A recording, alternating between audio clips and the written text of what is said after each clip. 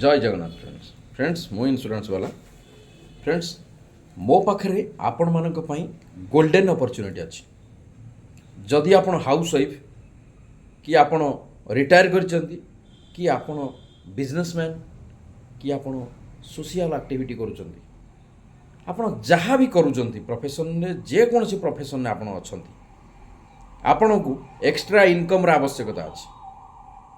आपण भावुंट जहाँ more income आसूची जदि आउ कि इनकम मत आसंता हे तो मु बेटर भाव में मो परिवार को चलई पारती। माय डियर फ्रेंड जदि आप इंटरेस्टेड अच्छा मो पाखे आपण जबरदस्त गोल्डन अपॉर्चुनिटी अच्छी मंथली लक्षे टका इनकम करें मिनिममटा